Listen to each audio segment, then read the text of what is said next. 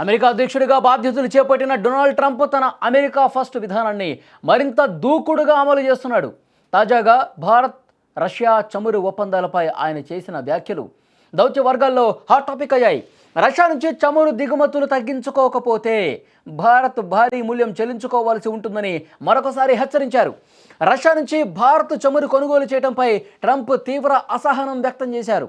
ఈ విషయంలో భారత్ సహకరించకపోతే భారతీయ ఉత్పత్తులపై టారిఫ్లను భారీగా పెంచుతామని స్పష్టం చేశారు.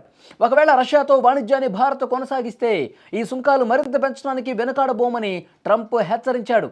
ట్రంప్ తన వ్యాఖ్యల్లో ఒక ఆసక్తికరమైనటువంటి విషయాన్ని ప్రదర్శించారు. ప్రధాని మోదీని వ్యక్తిగతంగా పొగుడుతూ ఉన్నాడు. మోదీని వ్యక్తిగతంగా పొగుడుతూ దేశ ప్రయోజనాల విషయంలో కఠినంగా ఉంటానని తేల్చి చెప్పారు.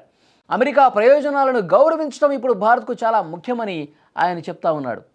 ఉక్రెయిన్ యుద్ధం నేపథ్యంలో రష్యా ఆర్థిక మూలాలను దెబ్బతీయాలని అమెరికా భావిస్తోంది. భారత్ భారీగా రష్యా చమురును కొనటం వల్ల ఆ ఆంక్షల ప్రభావం తగ్గుతోందని అమెరికా భావిస్తోంది.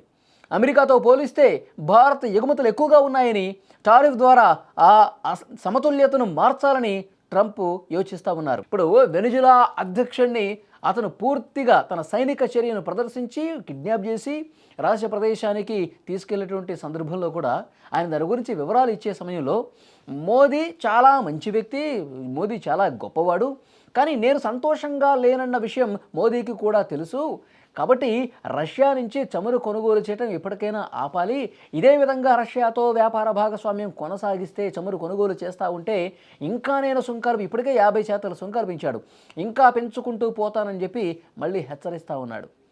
కానీ మనం గతంలోనే చాలా స్పష్టంగా చెప్పాం, మీరు ఎన్ని పన్నులు విధించినా ఎన్ని సుంకాలు విధించినా మేము మా దేశ ప్రయోజనాలకు అనుగుణంగానే ముందుకు పోతామని చాలా స్పష్టంగా మోదీ చెప్పారు.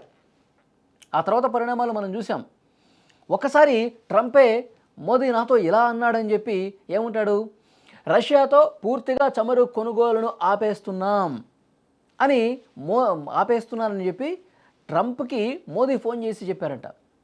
దాన్ని విదేశాంగ శాఖ కూడా మన విదేశాంగ శాఖ తోసిపుచ్చింది, ఇందులో వాస్తవం లేదని చెప్పింది.